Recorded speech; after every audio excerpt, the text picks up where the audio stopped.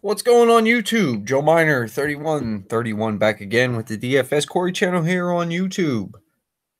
We're going to break down the 4-game main slate for Friday, February 15th, 2019. For all those who give a damn, happy Valentine's Day.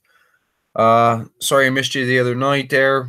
I know we had a 2-game slate there. Don't get into those too much. Past 2 big game slates, man. The first one, bunch of shit going on weather-wise here. Tuesday, they shut down the interstates, whatnot. That becomes a pain in the ass for a truck driver. Let me just tell you. So, with that being said, fine. Whatever, I missed that one. Last night, I was just shot, man. Been busy lately. So be it. Life got in the way. Nothing else I can say other than that. Before we get started, if you haven't already, click on that thumbs up. Appreciate that. Subscribe to the channel if you're not already subscribed. If you want to join the Slack, I need your email address. You can let that in the comments below. Hit me up at DFS Quarry over on the Twitter machine. You send me a private message, however you want to do it. Need your email address. Send that right out to you. Get you involved in the Slack channel and get some normalcy here going for us again as much as we can. Jared still got the in-laws in from Peru, so that's great. I hope he's having a good time. I know he went to the game last night, so Pens won that. Good for him. Should have been a good one to be at. So far tonight, things are what they are. I still got a lot of people going yet. I was talking with Cole in the Slack, not really talking, just, quick little couple messages there. I did stack heavy Chicago today. And I got some LA in there too. A couple different lineups, but Chicago's in a lot. So from what I seen, just glancing at it, looked like you needed to be with Tampa Bay there for certain. 6 games you already put up. But with that being said, why don't we go ahead jump into this slate. I will use the screen share since it's just me. We'll run through the goalies and the games real quick, and then we'll break it down. And if anybody is in the live chat, we'll jump in together here. Maybe throw a quick lineup together or something like that. However we want to do it. If not, I'll just build one on my own, and we'll see how it goes. So let's do it.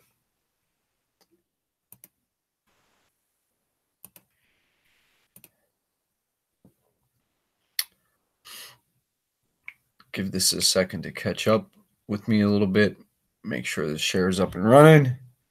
And good. First came up on the slate, we have the New York Rangers heading into Buffalo to take on the Buffalo Sabres. Sabres are going to be a -160 home favorite here. Over-under of 6 in this game. As you see, Georgiev is confirmed there, and they're projecting Carter Hutton.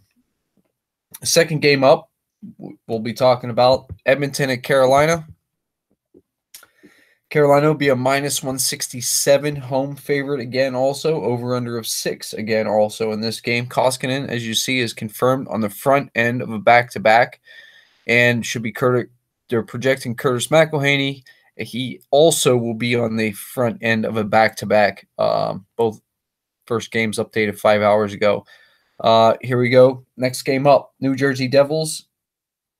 They're on the back end of a back-to-back, heading into Minnesota to take on the Minnesota Wild.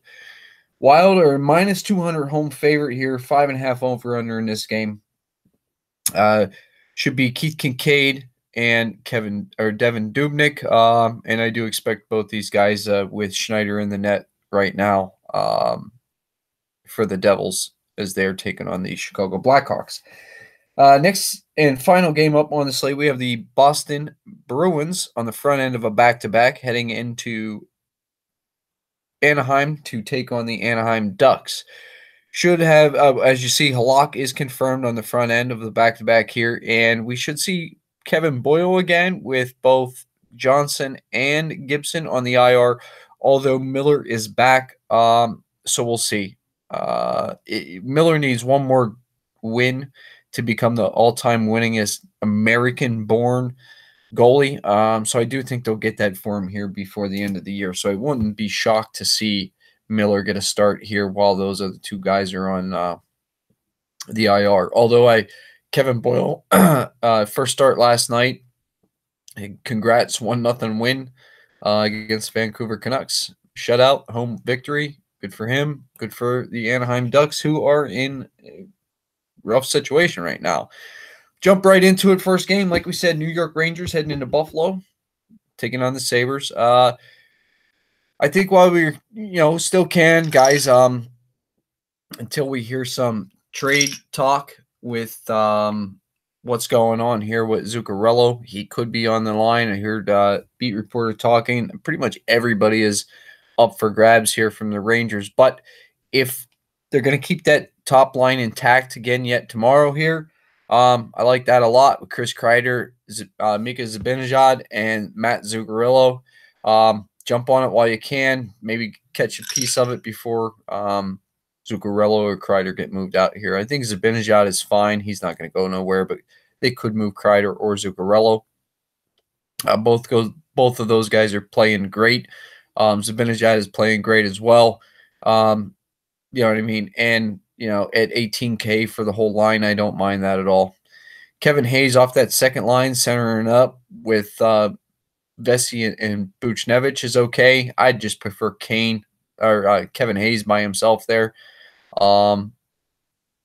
Moving on down, looking at the defense here. Mark Stahl, cheap value play at 2,600. Pionk at 4,200 is okay. Adam McQuaid, he could possibly get moved, but at 2,900, he's a great value play as well. Guys, we just got to pay attention to the Rangers here, make sure nobody gets moved leading up here to the trade deadline. I mean, it's not that I expect anything to happen tomorrow, but obviously it can happen at any given time here.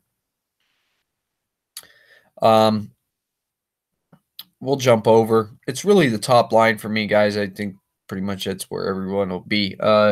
Georgiev, I think you can keep him in play here. We'll have to jump over and take a look, make sure we get the shots from Buffalo. We'll do that as soon as we're done looking at Buffalo's side here. It should be Hutton, like we talked about already. So Eichel and Skinner, they got Pominville listed up there with those guys on that top line. I don't mind that at all. If we think that, Buffalo's back and they're going to score some goals here. Sam Reinhart off the second line with Evan Rodriguez and Connor Sheary is extremely cheap. It's a great secondary line if you want to go there. With this second line of Buffalo, extremely cheap. We'll let you pay up for those Boston or Carolina guys. Even if you wanted to get Connor McDavid in, you jump over here, grab a little piece of that second line from Buffalo. You'll be okay to do all that. Defensively here, Scandella at 3,300 is cheap. Ristolainen at 5,700, no goals, but he does have 4 assists, 11 shots, and 11 blocks. 2 power play points over the last 5 games at plus 24 minutes is fine. Rasmus Dahlin at 4,800, I don't mind that as well. These guys are shooting a ton. It's the top line, really, Skinner, Eichel. And then, Reinhart, if you wanted to do that, just run that line. You'll touch both. If you wanted to run Skinner, Eichel, and Reinhart as a stack, you'll touch both the first and second line, and you get them the power play correlation there as well. So don't mind anything like that at all for obvious reasons.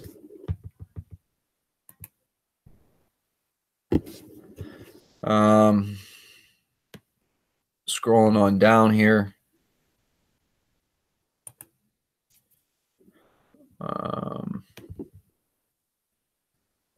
We'll see. Either goalie, Ullmark, or Hutton, but it should be Hutton. I like either one of them. We'll bounce over there. Look at it here. We got Buffalo. They are shooting a puck, 32 plus, 32.6 shots a game they're averaging. The Rangers are giving up 30.5 shots a game. Buffalo's only averaging 3.1 goals a game. Rangers are giving up 2.7. So I do like Georgiev here in this spot. I do. And I do like that top line stack of the Rangers. I know they're only averaging 2.6 goals a game here, as we're seeing. But I think if they're going to score the goals, it's going to come from that top line. So it wouldn't shock me to see them guys get 2 goals here and on a short slate. I wouldn't mind that very much. Let's go ahead and move on here. So it's Skinner, Eichel, Reinhardt. I like the top 2 lines here, I guess, if you want to grab a piece of that. And it's really the top line for the Rangers for me. Pretty much the only thing I want over there. Moving on, next game, Edmonton Oilers heading into Carolina, take on the Carolina Hurricanes. We talked Koskinen confirmed in the net for Edmonton. Should be McElhinney for Carolina. Obviously, the only way I play this here side of Edmonton is I like Draisaitl. I like McDavid, Nugent Hopkins. I really don't do anything else or play anybody else. Zach Kassian, if you want to do that at 3K, I wouldn't talk you off of that just because of the price savings. But it's really Draisaitl with McDavid and Nugent Hopkins. I think that's, the only plausible plays here. Everything else is just a dart throw. Clefbaum at 5,200, his price is, slowly creeping its way back up there. I say buy now. I like Darnell Nurse as well. Both those guys as a pairing defensively is contrarian. Nobody will go there like that. I wouldn't mind that at all, especially if you're just looking to run it back against the Carolina stack, just with those Clefbaum and Nurse pairing defensively. It's not a bad idea. Koskinen, I think he is in play as far as GPP goes. I don't think he's cash game worthy at all, but if you can kind of figure out a way to script Edmonton going in here and winning this game, Koskinen is going to see the shots. If he can hold Carolina to 1 or 2 goals here, Koskinen could, quite easily post a massive game here. I'm not saying that I'm going to take a shot that way, but I don't think it's a bad idea as far as the GPP tournament play to run Koskinen, or think about it anyway. As far as Carolina goes, they're playing well since Niederreiter come over, so take a shot. Niederreiter, Aho, Williams, I don't mind that at all. I do like Ferland with Teravainen off the second line. Not so much on the Lucas Wallmark, but he makes him extremely affordable at the 3,500 price tag there.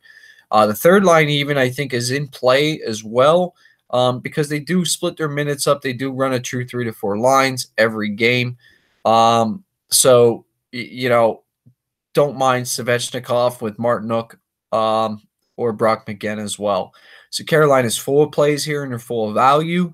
Look to Carolina to be quite chalky here as well as Boston, but Carolina is affordable as far as it goes when it comes to their depth scoring. Jakob Slavin defensively is fine. Dougie Hamilton, 5,300 is okay. Justin Falk at 52 is okay as well.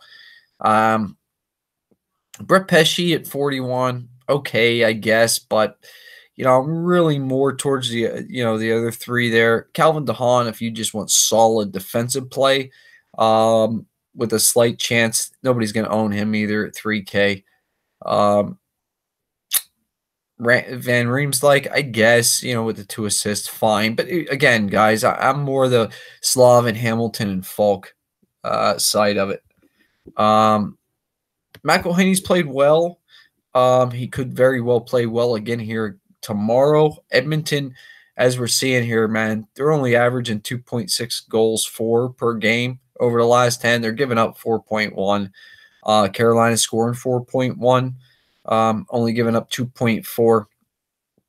McElhinney is solidly in play for me, especially cash games.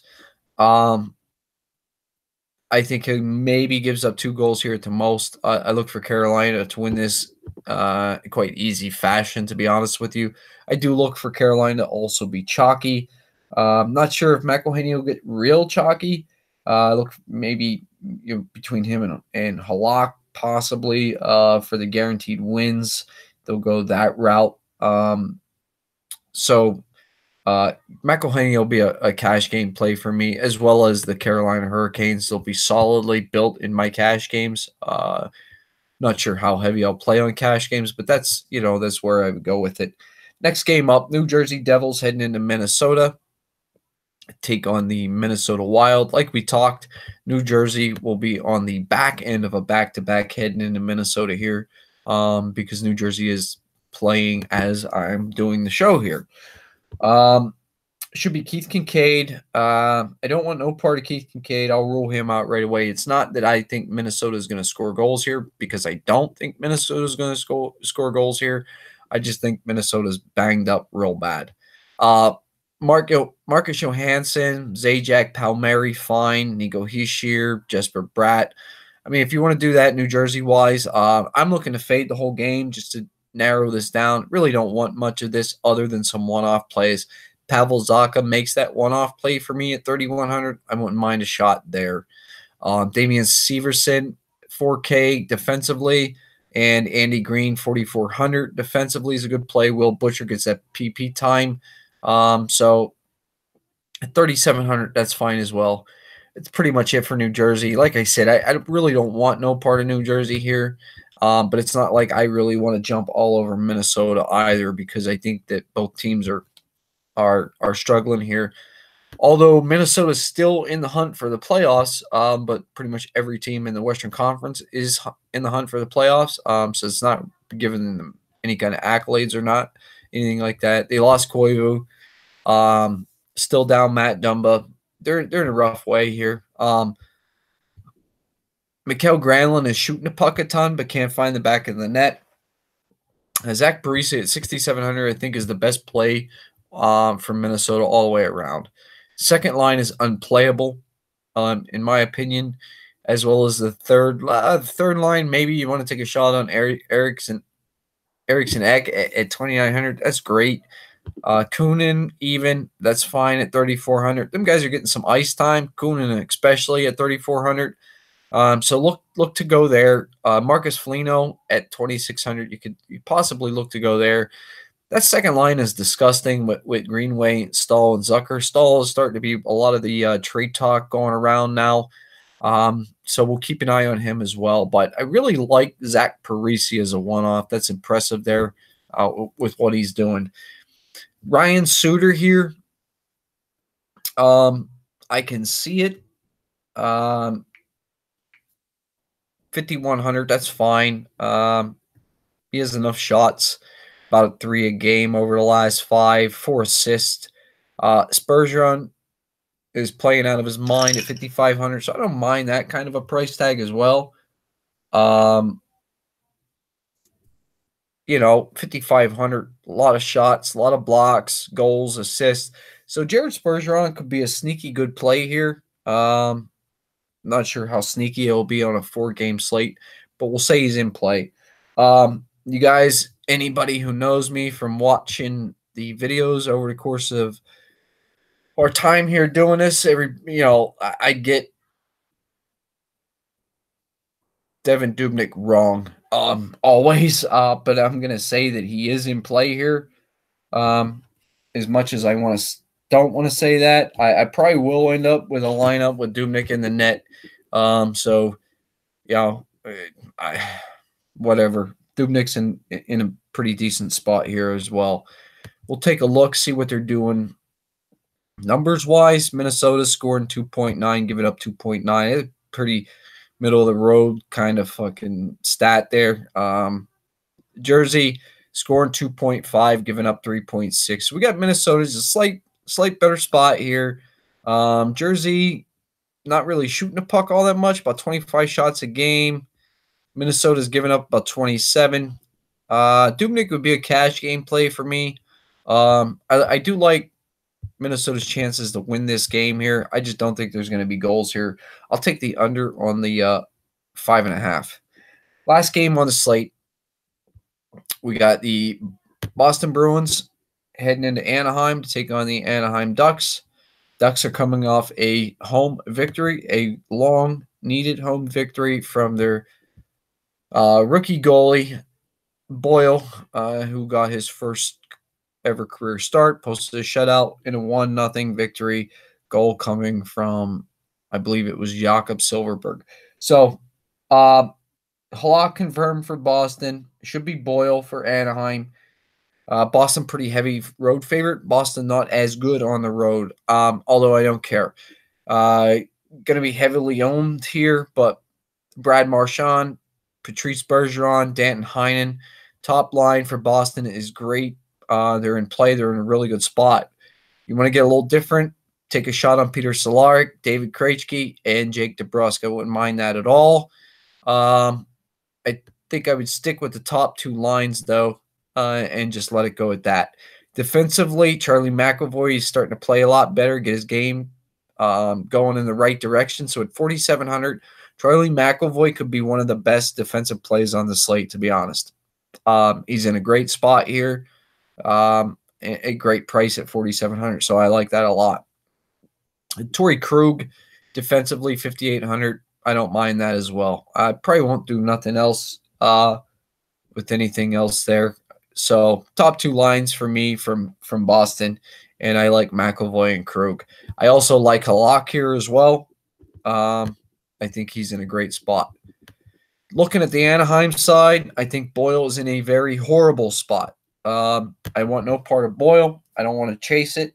We'll let it go at that. I mean, he's a rookie. He's about to play a real powerful offense in Boston. It's not Vancouver. So Boston could really light Boyle up here. I don't want no part of Boyle.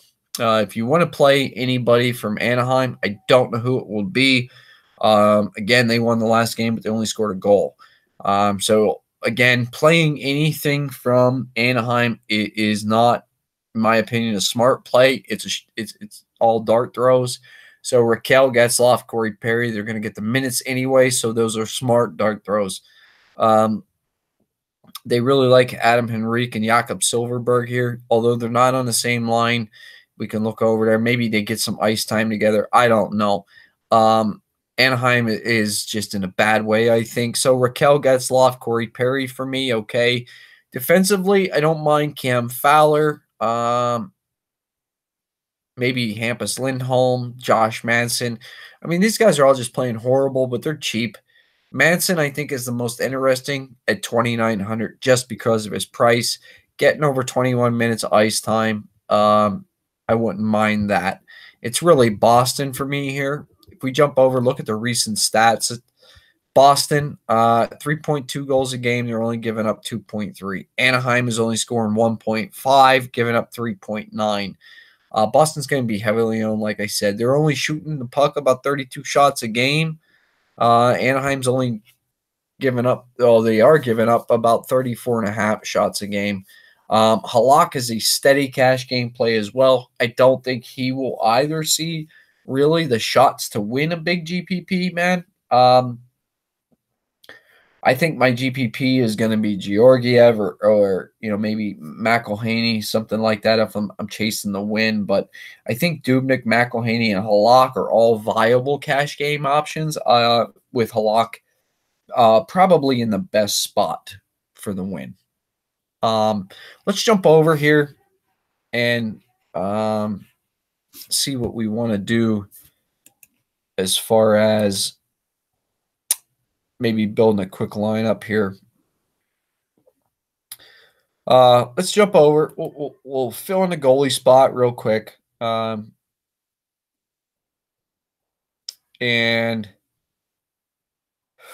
let's go ahead and plug in.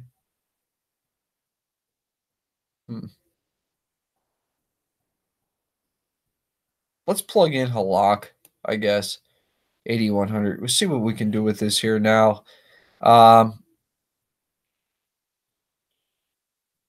So we'll go tournament-wise if we're looking at that. Let's go ahead and take a shot on Zibanejad. We'll take a shot on Kreider. And let's go ahead and go for the full line stack. And we'll take Zook as well. Let's jump down here. Let's take a look here. Now, see where we're at. We're about $4,580 a player left here.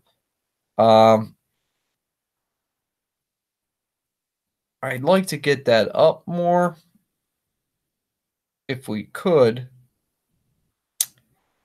So try to grab here a value defenseman.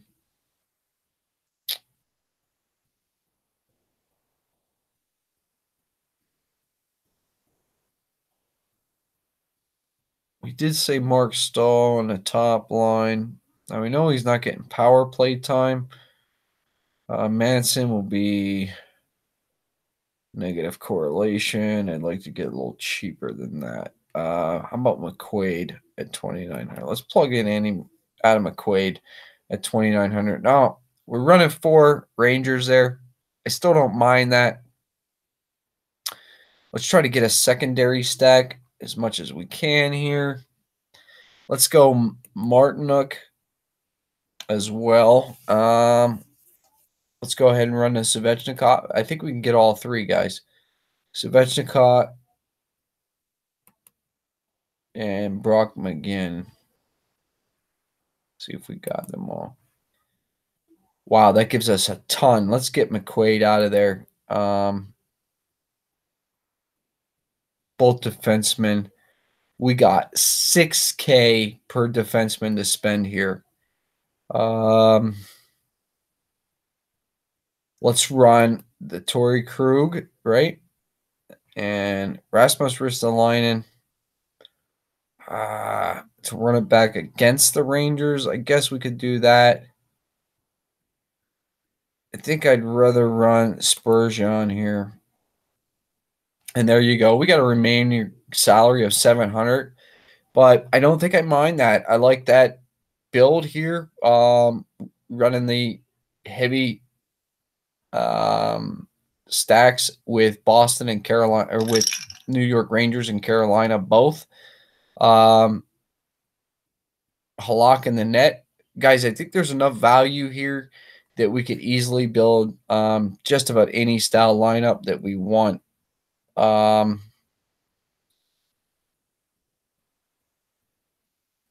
Let's clear this out. Let's start a new one. We'll jump over here. Let's start with the forwards first. Let's go ahead and grab these big guys here. Bergeron, Marchand. Makes it really affordable. Heinen, all those prices come really far up there. What can we do to make this more of a GPP to make it a little different here? Let's run Georgiev. A lot of people might do this anyway because of his price tag here, just to get these big guys from Boston in. We're at 44.60 price tag wise there. Let's jump into this Carolina game. Maybe we can get the Aho in there. It's really going to hurt our price. Let's see if we can't get Niederreiter in there. Let's try to run it with Williams. Is also going to be way, I think we're going to be out of the ballpark here, guys. We are 1850. A little too much. So let's go and we'll pull Williams out.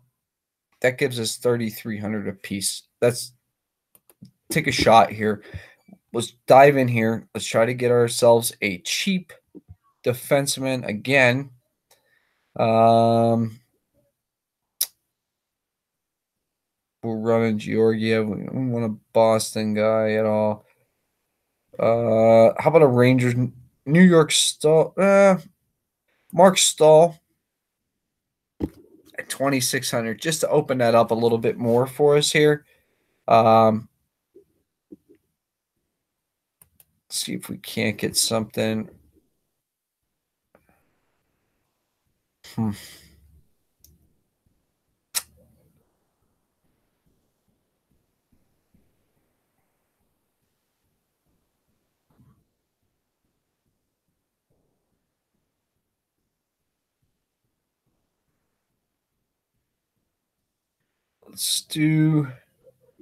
Let's run Lucas Wallmark here.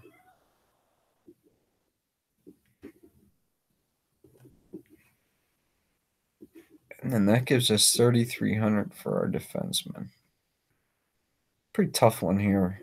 I'm not really liking this build too much.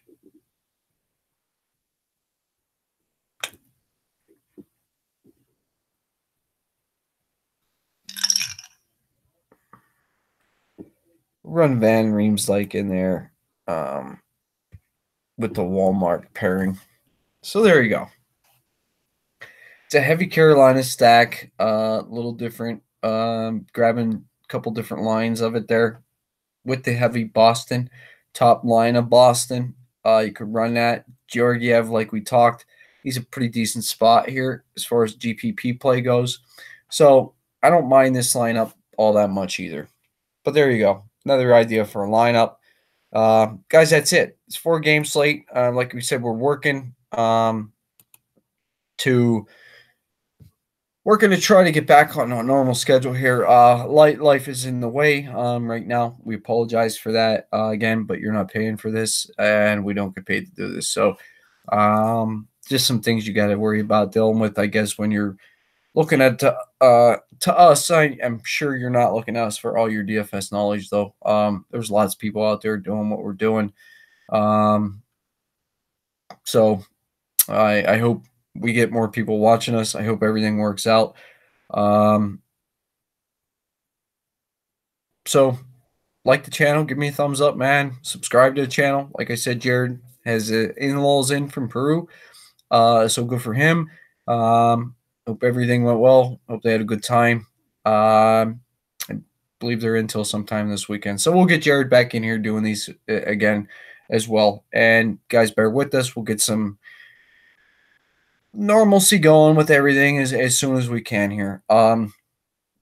We do apologize, and good luck to everybody tomorrow, man. I hope everybody does well, and I hope everybody finishes out the rest of the night well.